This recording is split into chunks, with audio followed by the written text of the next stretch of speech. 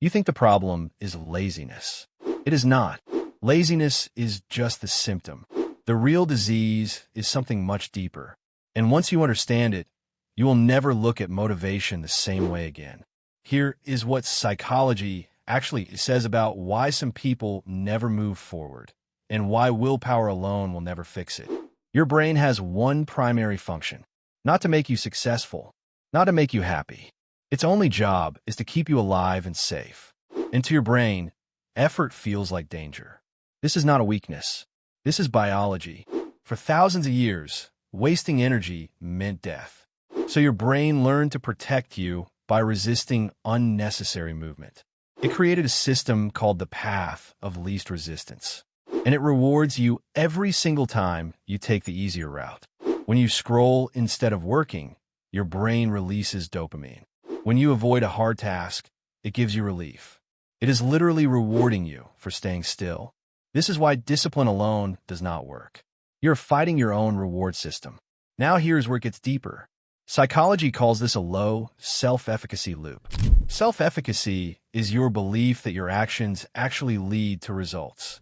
When that belief is low, your brain calculates the effort as not worth it. Think about it. If you deep down believe that no matter what you do, nothing will change, why would your brain spend energy? It would not. It is making a logical decision based on a false belief. This is not laziness. This is learned helplessness. It happens when someone has tried before and failed, when they were told they are not capable, when effort repeatedly led to nothing. Over time, the brain stops trying. It is protecting itself from the pain of disappointment. And here is the terrifying part. This pattern runs on autopilot. Most people do not even know it is happening. They just feel tired, unmotivated, empty, and they call it laziness, when in reality, their brain has simply decided that trying is not safe. There is also another layer. Identity.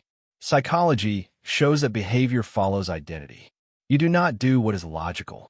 You do what matches who you believe you are. If somewhere inside, you see yourself as someone who struggles, someone who starts but never finishes, someone who is just not that type of person, your brain will make sure your actions stay consistent with that image. This is not dramatic. This is science. The brain needs internal consistency. It will sabotage your progress just to stay true to the story you believe about yourself.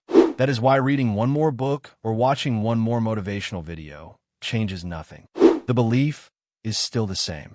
The identity is still the same. Now here's what actually works. First, shrink the task until the brain stops seeing it as a threat. Not 5 minutes, not a chapter. Do one sentence, one push-up, one message. The brain only resists what feels overwhelming. Give it something so small it cannot say no. Momentum starts from motion, not from motivation. Second, break the false belief with evidence, not affirmations. Affirmations do not work because your brain does not believe them. Evidence does. Every small action you complete is a data point that says you are capable. Stack those data points. That is how self-efficacy rebuilds. Slowly, deliberately, one real proof at a time. Third, change the story you tell about yourself. Not with positive thinking, with questions. Instead of saying, "I am lazy," ask, "What kind of person am I becoming?" The brain responds to forward-facing identity. It cannot move towards something it has not been given a direction for. Here is the truth most people never hear. You are not born lazy. You are trained by pain, failure, and survival to protect yourself. Your brain is not broken. It is doing exactly what it was built to do. The question is, are you going to keep letting biology decide your future? Or are you going to understand the system well enough to work with it instead of against it? Success is not about working harder. It is about understanding why you stop.